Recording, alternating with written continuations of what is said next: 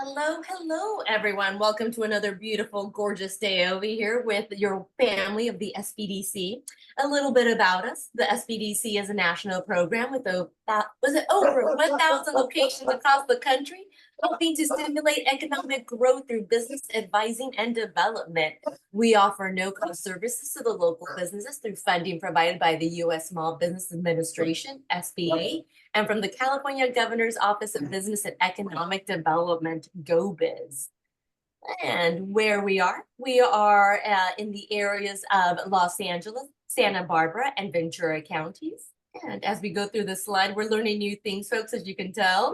We also offer no-cost business advising, meaning you can meet one-on-one via phone or Zoom to address your specific needs and challenges. And we also offer virtual trainings, such as this amazing, would we call this a workshop, Lori? I think we're going to change this for us. We're going to say virtual trainings, such as this amazing television show to help and adapt and grow your business. What do you think? You have to call it a television show, Sadie, because if Oprah's listening, she's got to know that I am an official show host. So we got to keep plugging me, right? You know, because I got my Oprah thing going. Manifest it, manifest it. Exactly. Well, welcome everybody. And I'm just going to say welcome to the middle of the summer. Doesn't it feel like we're kind of smack in the middle of the summer right now? Mm-hmm. I definitely think that as well. Okay, we have a really cool show today. Let me get going with my beginning here. I'm getting the computer to do what I want this morning, which sometimes is not as easy. Okay, Sadie, make sure that the chat is on. I don't see anybody saying good morning yet. You guys are, there we go, Christine. I'm like, where's my frequent flyers? You were making me nervous. Usually I look in the chat and everybody's, good morning, good morning. I'm like, nobody's there. Every once in a while, this is so funny. I have to mention this.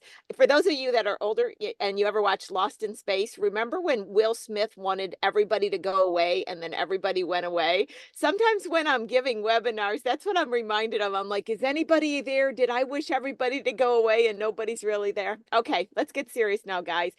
Sadie is going to put all the oh, she just did the webinars. I'm already just scheduled my August ones for the financial series. I put the what is the best legal structure for my company. It's not till the end of August, but I wanted to put that up there because I know many of you have requested when I'm going to be offering that again. So I wanted to do a shout out that I will.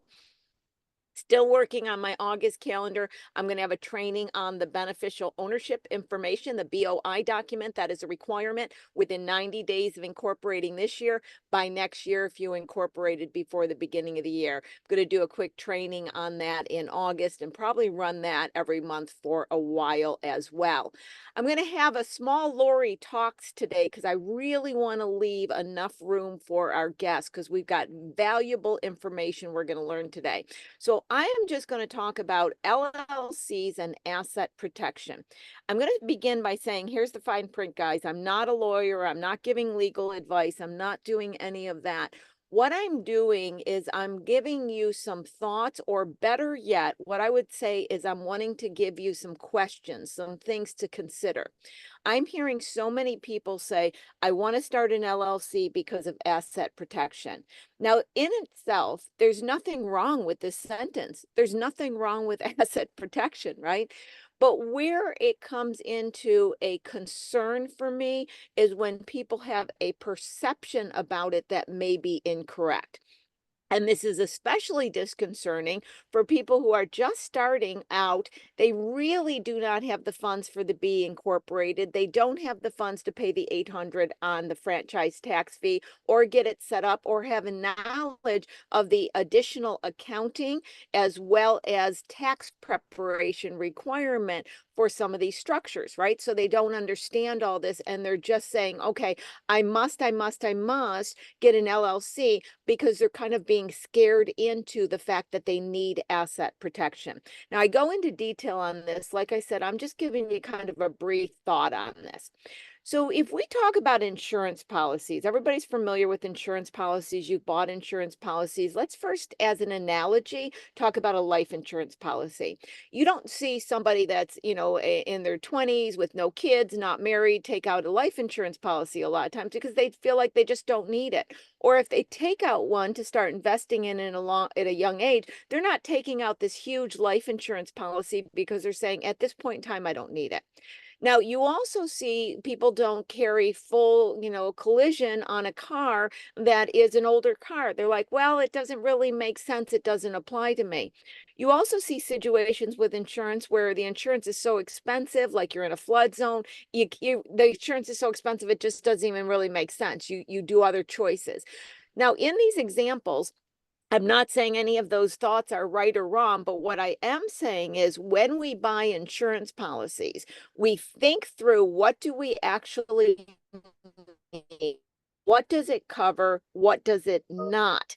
But when we hear these words asset protection LLCs, because they're often said to us like it's just a black and white, you need to get this. This is what you need. If you don't, you're crazy. We don't engage in the same thought processes. So I'm just going to mention a few things to consider on this. Now, when we talk about asset protection, we have to first ask, what are we protecting ourselves from? What situations can occur that we have to have concern? And then we have to look at the other side. There's a cost to having the corporation. There's other aspects about it. How do they weigh out? What is the cost benefit ratio? That's what we want to look at. When you look at a small business, and anytime you say things in generality, you're wrong in some situations. So I'm just being in general concept. But when we look at a small business, the two most expensive monthly amounts that someone will be paying out is usually a rent if they have a brick and mortar, right? And they also may have a bank loan of some sort. Those are one of the two big bills that a small business would pay out. When we look at rent, leasing, there is often, almost always actually, a requirement which is called a PG for short. The name is personal guarantee. So what it says is that if I lease property, I have to sign my name saying I'm personally guaranteed. So the company can't, I'm going to pay personally. So being incorporated isn't going to change that at all. People go, well, I want to make sure if I go bankrupt, I won't have to pay the rent. No, you probably are going to sign a personal guarantee. Now, the same is true of a loan. A company is not, especially a new company, is not getting a loan. They're getting a loan to use money in the company, but the loan is tied into their personal credit line. And once again, personal guarantee. If the company can't pay the amount, I personally will pay it. So being incorporated isn't going to change lending. Now, where it will is if you have a lot of vendors and you go bankrupt, the vendors won't have personal guarantees, but small companies can't rack up huge bills. They tend to not, they have 30-day terms, et cetera. So I don't see small companies with a ton of vendor bills. So bankruptcy and asset protection isn't really usually going to totally benefit a beginning small company. Now, when it comes to employees, if you break employees' laws, like you break an employee law, knowing or unknowing, you mess up your payroll, those can come under civil liability. So the LLC is not going to protect you in that case as well as you can get into product liability if you don't do things the way they need to be done, right? So when we look at this asset protection, what you'll see is even if people are incorporated, they still have general liability or some type of insurance. Now, there's an insurance you may not be aware of. It's called errors and omissions, E&O insurance, and they can write a policy specific to concerns. So in many cases, when you're starting out, operating in a simple capacity like a sole prop is a good answer for you. I'm not saying there is either one is an answer, a sole prop or an LLC. It's situational, just like buying insurance policies. But what I'm saying is, ask the questions, consider it. Don't take asset protection in these words you're hearing as it's guaranteed I must do an LLC, because I am seeing people start LLCs immediately, pay the amount, the company doesn't go where they expect to, then they have to shut it down, then they're having to pay the 800 and they're getting themselves into situations they don't necessarily need to. So this is more of a shout out to ask questions, understand more what you're talking about, and realize that, if you're a web designer, it's highly unlikely that somebody is going to take you to court and sue you, and then And you're going to say, if somebody even threatens, you're going to say, okay, just don't pay me. So it's not going to get to that level. So we also have to think about what somebody has to do to sue somebody and the effort and money they have to go through. And you have to look at what's the feasibility of that happening. Okay, those are my words of wisdom for today. What I want to do is get immediately into the guest speaker. Small business owners do not have access to the same investment options that those employed at large corporations. You guys have left a large corporation, you had your 401, you had your matching, you're painfully aware of that, right? So a common question is often asked, what should I be doing to plan for my financial future? I'm an entrepreneur, I love being an entrepreneur, but it's on me now. What am I needing to do? Well, I'm so excited to have David back. I think this is going to be his third time on the show. David Horvitz is a certified financial planner. Professional, has been practicing comprehensive financial planning since 2002. He is skilled in the areas of taxation, mitigation, retirement planning, estate planning, insurance, and personal risk management. David, thank you so much for coming on the show once again. I want to start out by, saying to the audience, so many times we go to people that are talking about retirement or talking about investment, but they're kind of talking over our head. David is your small business person, okay? He's the one that is just on our level. He explains it. It's just such a gift to have you on the show, David. So I want to start out, and I told you from the very beginning I was going to do this. I want to start out by hearing your story, because those of you who have not heard you on the show before, it is not only an absolute fascinating story, but I think it tells a lot about who you are as a person and who you are as an advisor to us. Well, thank you, Lori. It's a pleasure to be back on the show. I think you do such a great service here, and the fact that I can be part of it is an honor and a pleasure. So thank you. Yes, you did. You asked me to share the story of how I got started in my work. Well, so I am a certified financial planner, which means that I'm educated in and professional, an expert in some ways, in 6 key areas of one's financial health. But I didn't start off this way at all. I started off actually as a teacher, an elementary school teacher, which I did for 10 years. And then in 2002, my grandfather, who was my absolute hero, passed away.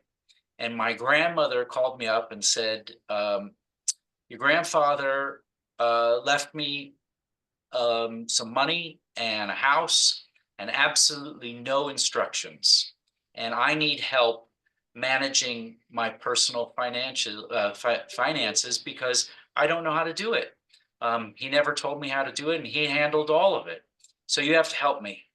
And I said, well, I'm an elementary school teacher. What do you want me to do? And my grandmother said, well, if you don't know this stuff, you better go learn it, and go learn it quick. So I started taking classes at night at UCLA while I was teaching in their personal financial planning program.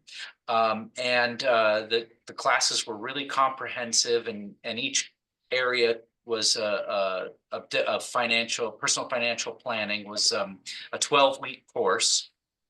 And every week I would go back to my grandmother and say, this is what I learned. This is what an IRA is. And this is what a trust is. And we need to call the accountant about this. And we never have to talk to the stockbroker again, or this, that, and the other. And over time, I started learning not just for her, but certainly for myself, and then also for my teaching colleagues. And a good friend of mine, who's now my business partner, I knew was somehow involved in investments. He and I played softball together on Friday nights, and I would say to him, hey, do you mind if after the game I ask you maybe like 1,000 questions about investing? And he said, sure. And so after a period of time, he said, if you ever decide that you don't want to be a school teacher anymore, the firm that I work for has grown to the size that our clients could really use some education about their own personal financial situation. And it would be great if you could educate them. which of course I was already an expert at, having been a teacher. And so over the course of another 18 months or so, I transitioned from teaching little people to teaching grown-ups about their portfolios. And I've been doing that now for, well, 22 years. So, and by the way, my grandmother's 98 years old. She's still alive. I still see her every week. And fortunately, the financial stuff is kind of self-running. And so it's a lot of talking about cats and neighbors who are still alive. You know, I love that story on every level. You know, if I'm having a bad day, I'm just going to call you on the phone and go, David, you got a few minutes? Just tell me that story. I mean, from your grandmother still being alive to, 98, it just has so much to it. So here's where I want to start, David. And this is kind of going into my personal life history, if you will, for a second. I started my first company when I was 25. I just turned 60. And at that time period, it was considered almost just reckless to start a company. It wasn't even stupid at that point. It was like reckless. And I was, bombarded with people. Well, you're not going to have a retirement. You're not going to have insurance. You're not, it was scary because it was like I was doing the most stupid thing and totally screwing up my life. But basically, my problem of not wanting to be told what to do prevailed, and I started my company. So over the period of time, especially starting out for many years, I was just barely making bills, the whole story, right? And I always thought that there was going to be this great day when I was going to, get hit with this big money, this like huge amount of money was going to come to me. And I over the years, finally kind of realized I got to at least start doing something. And I didn't start right away, but I started pretty soon, starting with a IRA personally, right? And I just put like a little penny away and a penny away.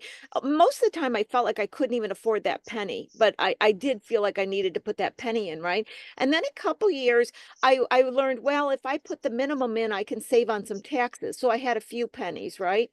And over my lifetime, by no means did I ever make these huge salaries, but I've been the little tortoise. I always say I'm the little tourist. I just kind of keep going. And I just kept putting little bits of money away and little bits of money away. And I then, got into the 401 individual 401k and the matching and saving on the taxes, which is a major way to put money in. And at 60, I work because I want to. I could retire because I just don't have these big, plans. I'm not rich by no means. But what I'm saying is I did good. In the end, I did good. But David, I think part of it was I was so afraid I did a reckless thing by starting that I put a penny away because I was afraid I had messed up my life by not. Okay. So that is my personal story. Now, I told it, David, because I think a lot of people, maybe not the same situation, but they're in the same relationship that I'm in. Okay, I want to be an entrepreneur. I want to be on my own. But that means I'm on my own and I got kids, I got all this. So can we kind of start out with when to get involved in the savings? And like I told you before the show, and I'm telling this to the audience, I told David, I want him to just run with it. I'm not going to stop with as many questions because I want you guys to hear the information succinctly and be able to put it together. And we're going to talk about three things: when to start, how to start, what options are available to you today, and how they can be used from a sole prop on up to a corporation. And so that's our summary. David, take it away. Well, Lori, I mean, you hit on so many important things that resonate with me from not necessarily in the order that you mentioned it, but the risk of starting your own business and the fear of not having a company retirement plan, or being reckless with your future, to the importance of saving money. And you mentioned a tortoise, which despite the fact that there's a giraffe behind me, the tortoise is actually our company's mascot, because we firmly believe in slow and steady winning the race. But I think the most important thing you said was just starting. And Charlie Munger, who recently passed away, who was Warren Buffett's longtime partner and co-chairman at Berkshire Hathaway, arguably one of the most successful companies in the world, who just died at 99, used to say, always be saving something. The rest will take care of itself. And the reason that he said that is because of another important historical person, what Albert Einstein said, which is, he said, compound interest is the eighth wonder of the world. Those who understand it earn it. And what that means is the secret to building wealth is certainly not building it quickly. Now, that obviously can happen, but it's very rare. What's almost certain is that you can build wealth even if you don't have a lot of money to put away, just if time is on your side. So starting early is far more important than what you're investing in or how much you're investing in it. Obviously, the more you can invest, the better, but far more than how much you can invest is for how long you can do it, because of the magic of compound interest. So funny, even a penny every once in a while can make a big difference. And I'll give you an example. When I teach personal financial planning and the basics of investing, one of the initial questions that I'll ask the class is, would you rather have $10,000 a day for 30 days or one penny that doubles in value every day for 30 days? And obviously the $10,000 a day for 30 days, that's $300,000. That's a lot of money. It's wonderful. But a penny a day, a penny that doubles every day for 30 days works out to be $10.7 million, just because Wow. of the power of compounding. And just to drive that point home, I'll give you one more example. I used the example of two 20-year-old twins, Sam and Sandy. And Sam is a saver, and Sam puts away $1,000 a year into a Roth IRA, which I'll explain how that works in a bit, from age 20 to age 30. So just 11 years, $1,000. And Sandy is a spender. And Sandy says, you know what, I'm going to spend my $1,000 every year from age 20 to age 30, but I'll make up for it by putting away $1,000 every year from age 30 to age 65. So I will do it for more than 3 times as long as my twin, and I'll do more than 3 times as much. So at their age 65, so from the whole period 30 to 35, when Sandy was putting away that $1,000 and that Sam had stopped 35 years earlier, it shouldn't be a surprise that Sandy, or rather Sam, who only put away for 11 years, but because Sam had started so much earlier than Sandy, Sam has almost twice as much money as Sandy, Wow. just because they started early. So if it's not clear, the moral of the story is always save something if you can and start as early as possible. The amount that you invest and what you invest in is really not nearly as important as just investing early. So what are our options for investing early? Well, as a small business owner, we actually have a real wide spectrum of options. Most of us are familiar with IRAs. IRAs are available to you whether you are a business owner or you are an employee. And the way that IRAs work is that you are allowed in 2024 to put away $7,000 a year. If you're over 50, to put away another $1,000, so $8,000. And if it's a traditional IRA, it reduces your taxes.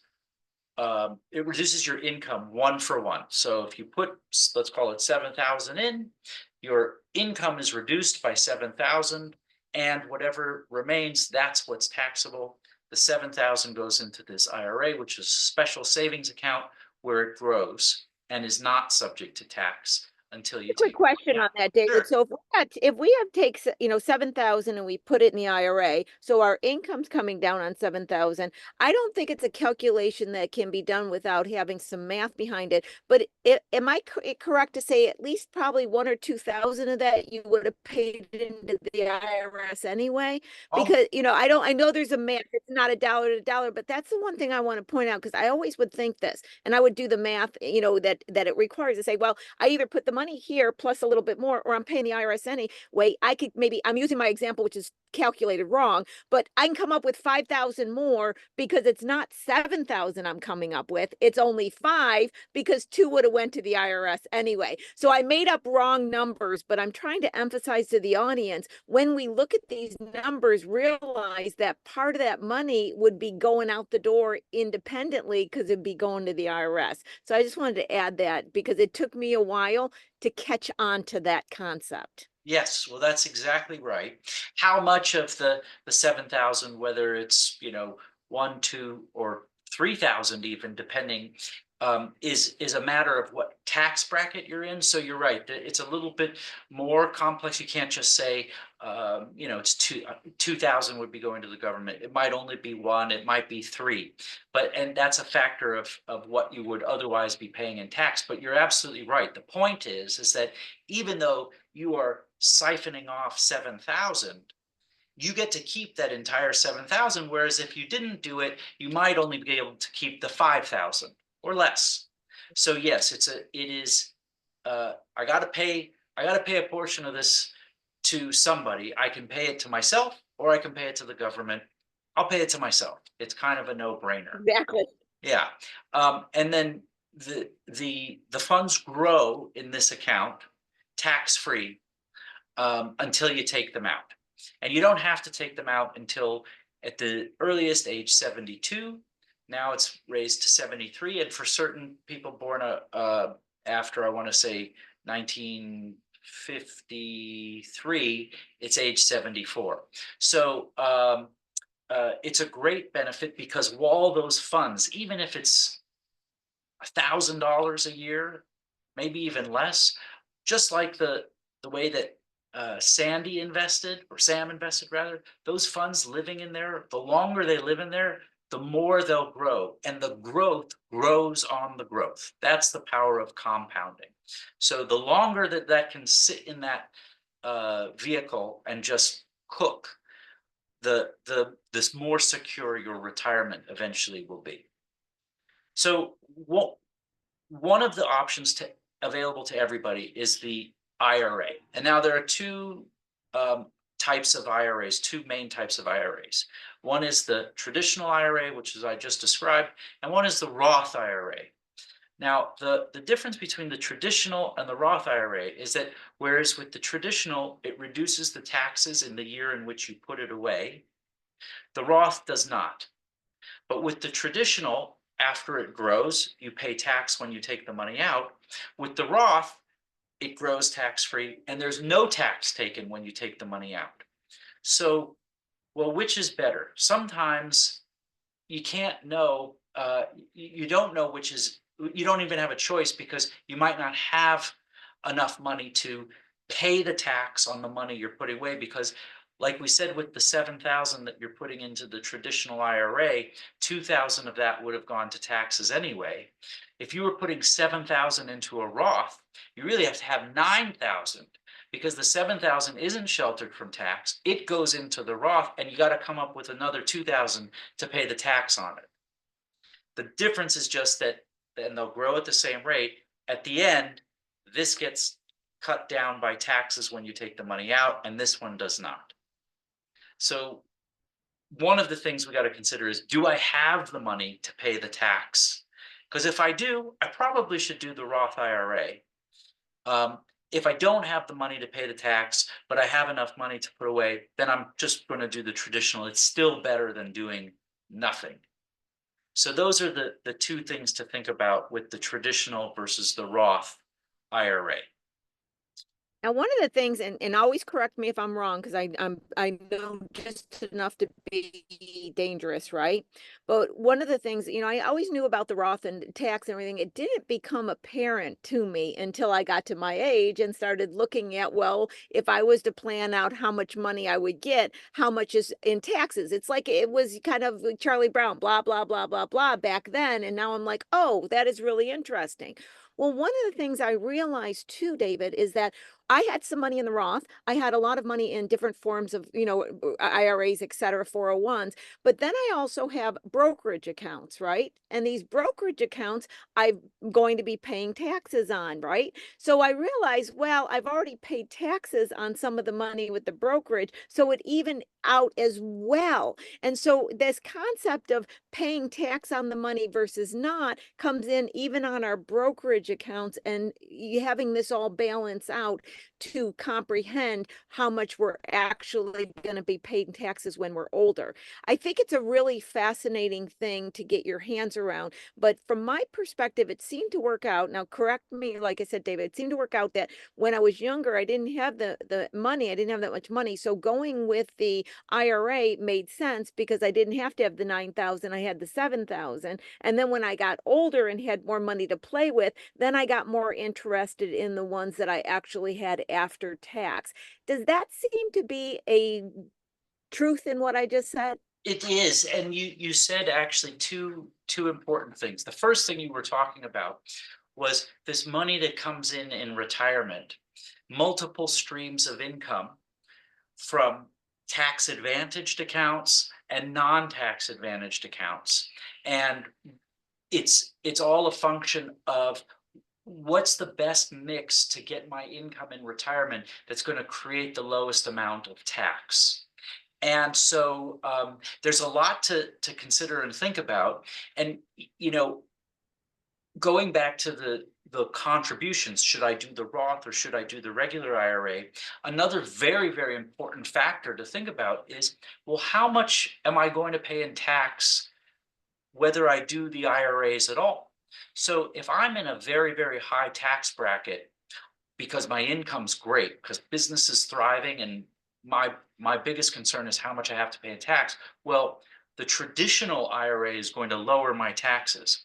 On the other hand, if I'm barely making it, I'm just, covering bills and my income is kind of low, I might not be in a very high tax bracket at all after all of my expenses as a business owner. Maybe I wouldn't owe any taxes whatsoever.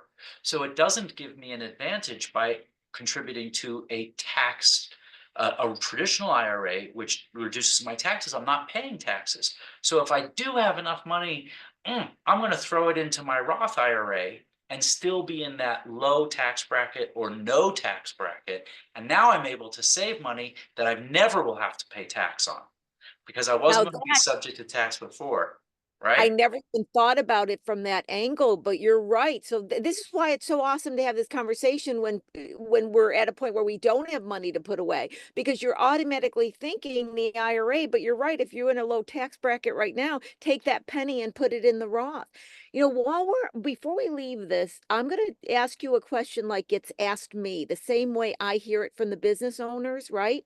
Because it's really confusing to them. And they say, okay, so I've got either a sole prop or an LLC. So do I create a IRA for the company or an IRA do I have two? They are really confused of this dichotomy between the company and them and the IRA. So let's approach that, because I bet you somebody in our audience is confused about that as we're speaking. Sure. So, and it is complex and it is confusing, because you actually can have multiple retirement plans, and some of them are additive to each other, and some of them are they reduce what you can contribute to the one. So if I contribute to this one, I can contribute to that one. But in some cases, I can contribute the maximum to this and the maximum to that. So the mix becomes complicated and important. But let's just talk about what's available to a business owner. Now, I've already said that an IRA is available to anybody, whether you're an employer or an employee. You have the option to contribute to an IRA. So that's just there. If you have if you own your own business, the availability of other retirement plans starts to open up wider. And the question just sort of becomes, well, which one is the best one for me? And of course, the answer is it depends. But all of the ones that I'm going to name are free to open. They're free to establish. Whether you put a penny in them or you max them out every year, it costs nothing to open them. And there are three kinds that cost nothing. One is the SEP IRA, which stands for Self-Employed Pension IRA. The other is the Solo 401k. And the third is the Simple IRA.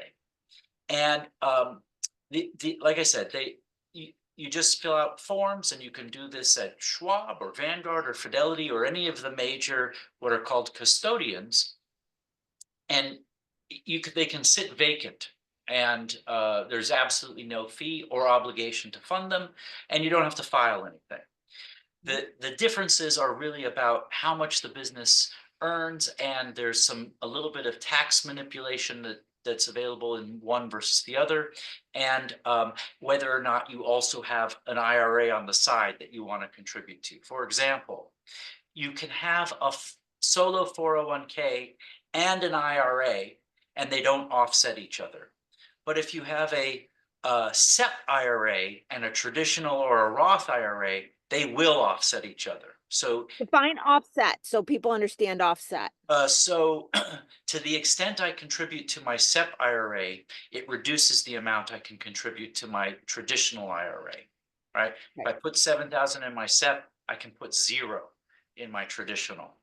And One more question on verbiage as we go. Is the solo 401k the same thing we always hear called the individual 401k? Are they the same Yes. thing? Yes. Perfect. Keep going. I'm just finding the confusing and getting those clear. So keep Sure. going. Okay, so let's talk about the solo 401k, because most people or individual 401k, most people are familiar, if they've ever been an employee, with a traditional 401k. The company offers it. Most of the time they offer a match to whatever you contribute. Sometimes they don't, but just about every company of size offers a 401k, and the 401k allows employees to shelter up to, this year it's $20,500 of their salary into the 401k, and the employer may or may not match that contribution. And just like with the traditional IRA, contributions to the 401k lower the amount that's subject to tax. The difference is that the 401k allows you to contribute a lot more than the traditional 401 IRA does. So whereas the limit with the IRA is 7,000 or 8,000 if you're 50 or older, the limit with the 401k is 20,500 or 30,000 if you are 50 or older. If you can afford to do it. The solo 401k is exactly the same, except you can contribute as an employee of your own company, and then you can do a match as the employer, and you can actually do more than the limit of the employee. You can do up to $70,000 total between the employee and the employer if you're 50 or older. So if I, as the employee of my own company, put in 20,500, if I have enough money as the company, as the employer, I can put in another $50,000, and all of that is sheltered from tax. Now, I have to have that money, of course, in my business. That means that I have to have earned enough to pay all my expenses, my employees, my rent, my insurance, including E&O insurance, which is important, and enough to keep the lights on in my personal life. And then if I still have enough left over, I can shelter up to another $70,000. Completely, Perfect. Now, go completely keep going. free to establish, by the way. And there is no tax filing requirement. There's no, you know, no, certainly no tax to pay on it. When the solo 401k eclipses $250,000, that's when you have to start not paying tax on it, but you have to file a special form called a Form 5500. But hey, let that be the problem. There's ways to get around it easily if that's going to be too burdensome. Most of the time, it's not. But the point of it, the point of this is that the solo or single 401k is available to the individual business owner who has no employees, just like a regular 401k is available to an employee of a larger business. And it doesn't matter if you are a solo C Corp, a solo LLC, a solo S Corp, or just a sole practitioner who does a Schedule C filing on their 1040. You can, it's eligible, any of those business owners is eligible to have one. And David, thank you so much. So this is where I want to do a shout out to the audience, because if I just even did a clip of what we just spoke about, I find this to be the most important aspect, because I got engaged in an individual 401k through my company several years ago. And because now I'm at a point where I do have that income, didn't always, but I do have that income. And it is like, let me just say, a beautiful thing, because I'm able to calculate and then I invest all I can at my age into the 401. Then I do the matching of the company and I drive the amount of tax I'm paying down on my W-2, because I'm an S Corp, to like pennies. It's amazing the amount of tax savings I had. Now, I knew this from my own setting it up for my own company. You know, I don't know all these retirement things, but I knew this from my personal experience. There were some aspects, because I never investigated it, that you mentioned that I was not aware of. So number one, I thought the reason I could have that retirement was because I was an S Corp and I was getting a W-2 salary. When I learned, no, you can be a sole prop and have this. You can match when you're a sole prop. I was like, oh my God, this is a tool for everybody, because like you said, it costs, I'm just going over the fine points. I want my audience to hear this. It costs nothing to set these up hardly. You know, it cost me a little bit through Vanguard just to me to figure out how to do it, right? But I got it set up. It cost me nothing yearly. I can put in a penny. I can put in the full max that I'm allowed to. I can put in anywhere in between. So it's like a why not? Now, the matching and everything is tied to the profit. So you have to have profit to invest. Because I remember one time saying, well, I'd like to, my CPA is like, well, you can't. I'm like, you can't have no profit and invest. So you have to have profit to invest. But this is one of those beautiful save a penny tools, because you get to drive down the revenue by the expenses in the company as well as yourself. And so it's a real shout out to the fact that solopreneurs out there and people who are sole props, don't think you have to get into these complicated structures to, number one, save a penny, number two, use these really cool structures. So please keep going. That was so beautiful. And I wanted to really shout it out in my own words just to make sure the audience heard it twice. Oh, good. Well, thank you. Yeah, you're right. There's kind of no reason not to do this. It takes 10 or 15 minutes, maybe a half hour if you're really going through each thing to fill it out and to open it up. The the other one that I want to talk about is what's called the SEP IRA, and that's the self-employed pension IRA. Again, for business owners, you don't have to be the only business owner, just like with the individual 401k. It has to just be one, no employees. It has to just be you. It can also be you and a spouse, but for mostly it's just one single no employees owner business. With the SEP, there is no employee number requirement. So you can have many employees. And the SEP works very similarly to the individual 401k.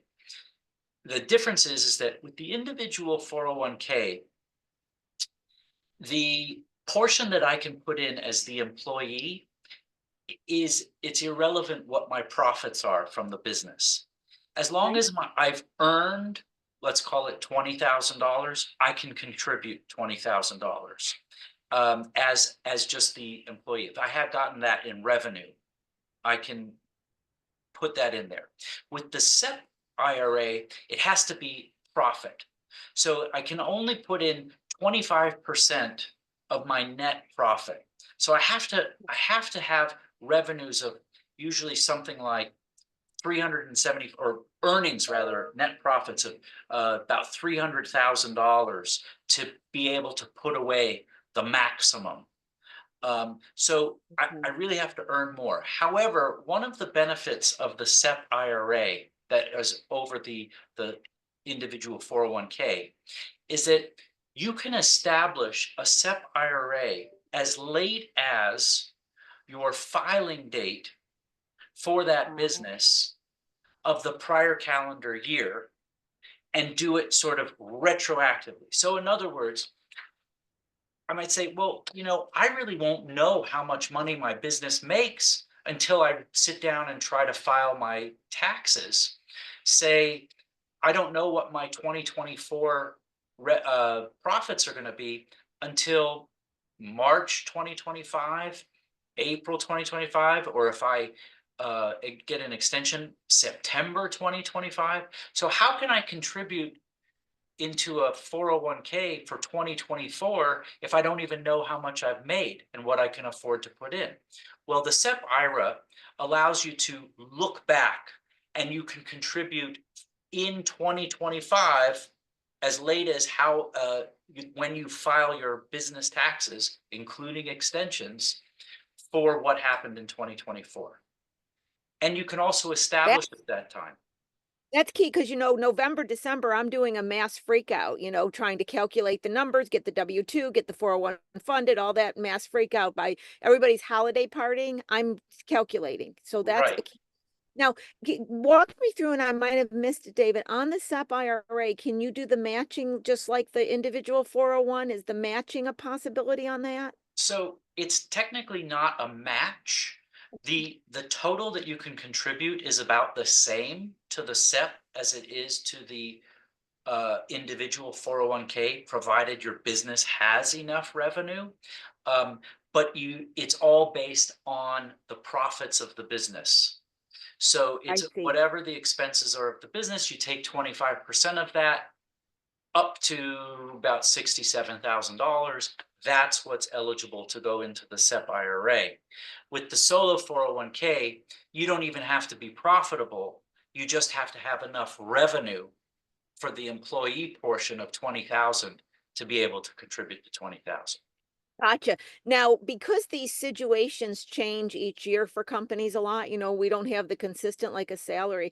I'm going to make a statement. You say, Lori, you're right. Lori, you're wrong. Okay. I believe you can have different types of accounts set up, and that way you can fund one based on 1 year. That makes sense, and another one based on another. Because I know I got a Roth, I got a SEP, I got a 401. Is that true still? Am I correct on that? That you can have multiple vehicles and choose the option that makes sense that year? You can. Yes, absolutely you can. And like I had said before, some of the vehicles offset what you can contribute to other vehicles. Some of them allow you to contribute the maximum to both. But with the SEP IRA, certainly the traditional and the Roth IRA, and the individual 401k, how much you contribute to them is elective every year. So you can contribute zero if you want, or if you don't have the money, 5, 6, 7 years in a row, or you can do the maximum or anything in between. There are no rules on how much you have to fund. There are rules on minimum levels of funding in other kinds of retirement plans, like a defined benefit pension plan.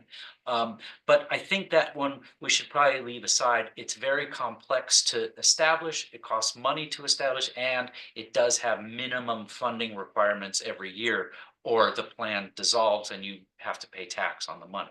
So Yeah, and our focus today is the solopreneur that's got some pennies only possibility. I think we're missing the simple. I think that's the one you mentioned. Am I correct? Is that one yes. we want to get in before we end our day today? Sure. So let's quickly talk about the simple. So the simple is kind of like a hybrid between the SEP IRA and the individual 401k. Remember, in the individual 401k, I am not allowed to have employees. With the SEP IRA, I can have as many employees as I want.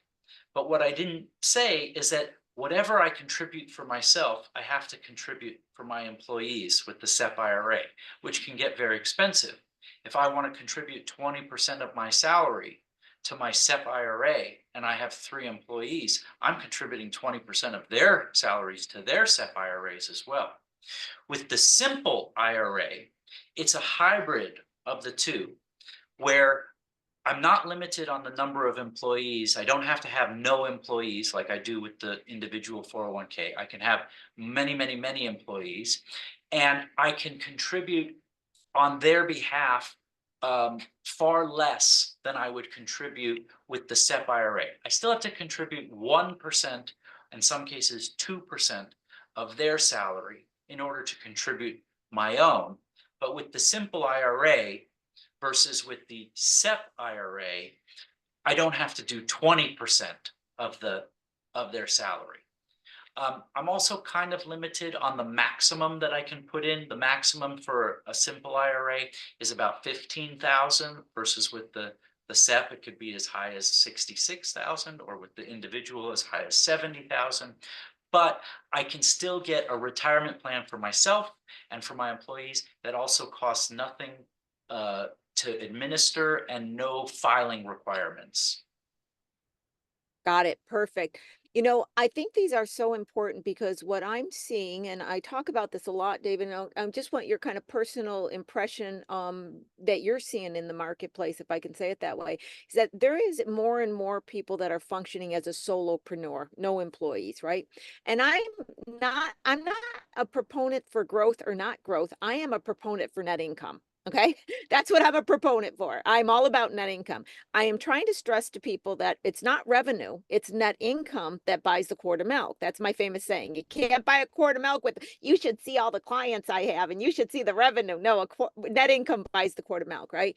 And in today's environment, especially with the cost of putting on an employee and then workman's comp and all the stuff that's come into play, the solopreneur, what I'm seeing financially, looking at everybody's financials and tax returns, the solopreneurs are making some of the most money. They really are. And they're creating a business structure where they're really owning their power and they're selling between each other. And it's become a beautiful thing, right?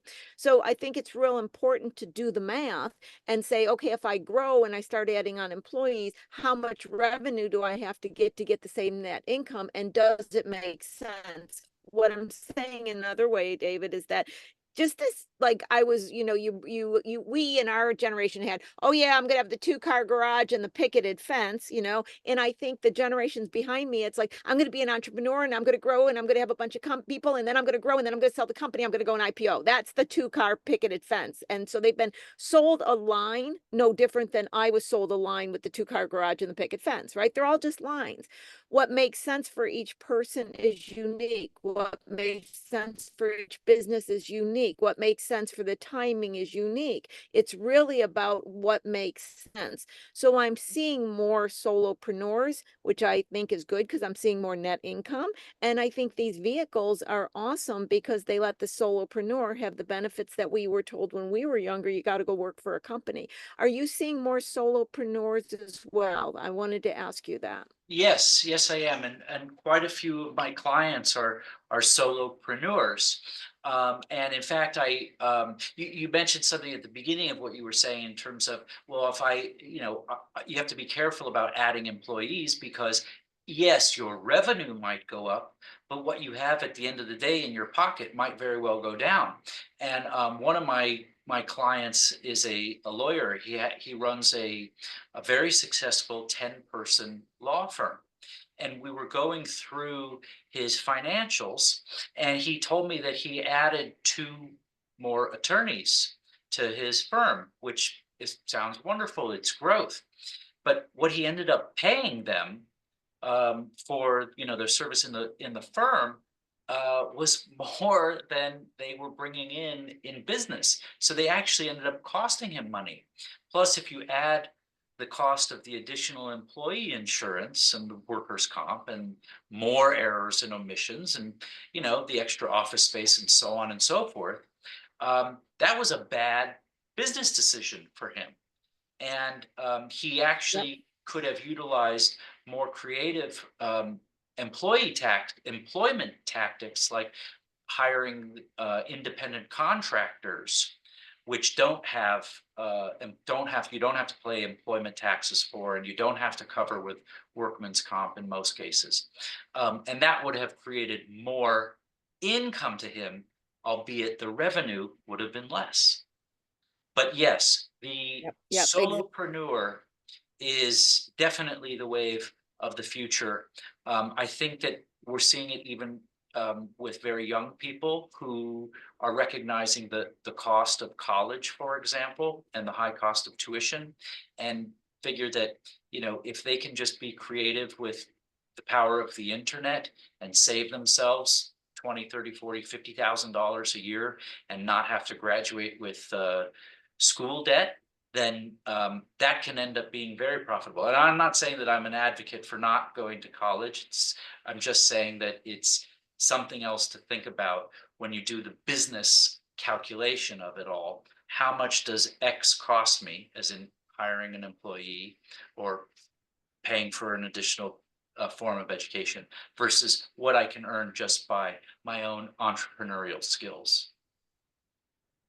It's so true, and it is about doing the math. I remember back when I was getting my MBA, decades ago, and they were pushing, oh, you need to have a company and you need to do this and you need to do that. I sat down one, and I'm not saying these numbers are correct. It was just something in my head. I said, you could have a, $1-2 million revenue company and all these expenses and make 100,000, or you could have a company that has maybe 110,000, and then you do it yourself and you make 100,000. And the only difference at the end of the day is headaches, and flexibility and all this, right? And after I did that, I was like, okay, you guys can go on with your little world, but I'm really happy, and I think that matters, and I like this, and so all I'm really saying is do the math and figure out what makes you happy. Don't get sold into the picket fence. Don't get sold in the Hollywood entrepreneur. Just really own our own power and determine what matters to us and what makes sense. But the one thing that I don't think we got sold a bill of goods is the dollar and compound interest. That is true. That is very, very true. Well, David, I just want you to take a few minutes to talk about people who want to reach out to you, how you can help them. Sadie has continuously put your name in there, and I think that's awesome. I'm watching it every few minutes. Thank you, Sadie. But I want everybody to know how they can reach out to you. You are just so valuable with your information. Well, thank you.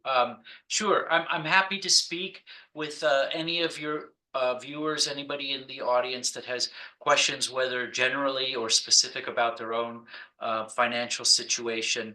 We can have a brief conversation so I can assess, what kind of work would need to be done, and at that point I can let you know what I imagine it would cost. But please don't hesitate. Give me a call. You can find me on the web at cheviot.com, or if Sadie's sending out my other contact information, you can reach me there, and I'm happy to chat with anybody, especially if I can be helpful in terms of educating them. And then on one last question, am I the only one that thought Ben Franklin said that about compound interest?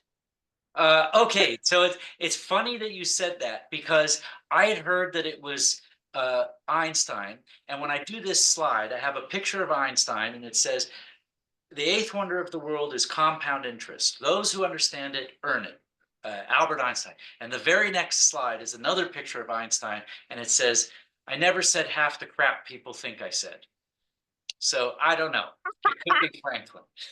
I don't know either, but we know it's true. Okay. We know that compound interest is true. David, a shout out and a big, huge thanks. I just find this conversation so valuable for the audience. And you have a way of, my company name, Business Simply Put, you have a way of saying this stuff and explaining in such a simple manner. And I think, I came into finance later after struggling to try to understand it for myself. You came into this struggling to understand it for yourself. I think the people who come into their subject matter, their expertise later after they struggle to understand it themselves are the easiest ones to listen to because they know how to explain it to someone who doesn't understand it because they relate to not understanding it themselves. If that makes sense, what I just said. That's So to me. hey, Sadie, come on back. And if you can close this out now I want to do a quick shout out to my frequent flyers that are here every single week. I thank you so much for being here. And if you were new to the show, please check in every single week. I know Sadie has put in the past episode links too. I don't even know, we're up to like 100 and some episodes here. So go there for great information. It is just fantastic. And Sadie is going to stay a little bit later like she always does. So you got plenty of time to get the information out of the chat, communicate between yourselves, all that. So I'm going to check off in a minute, but Sadie's going to stay. Sadie, do you want to put a penny away after that? I mean, like I could listen to more of this. I'm not even joking. I'm just kind of like, I see it. It's almost feel like, you see those memes where it's like the cosine, the equivalent variant. Like he's making it make sense. It makes sense. It Thank does. you. I know I feel better about it and I didn't feel bad to begin with. I was actually thinking that. I was like, I feel this sense of clarity suddenly, and I even got mine figured out. So I know if anybody's confused with this, they have to feel a lot better after listening to this conversation, which is wonderful. Well, David, I'm going to ask you to come on again. Every quarter I hit you up and you're so kind to give us your time. I sure do appreciate it because I think it's a really important discussion. And every time I learn something new, I didn't know about the SEP. I didn't know about the fact that you had till you filed even the extension and what a valuable thing that is. And now I'm thinking I need one of those in the back also, because if I don't make my November, December deadline, I think I'm going to get one of those because I might want to do a little bit of holiday celebrating instead of all my calculations one year. So that made me think, yeah, I think I need one of those as a backup plan. There you So go. I learn something new every single time too. So David, thank you so much. Everybody tune in next week to see Small Biz Talk with your host, Lori Williams. I'll see everybody next week. Bye.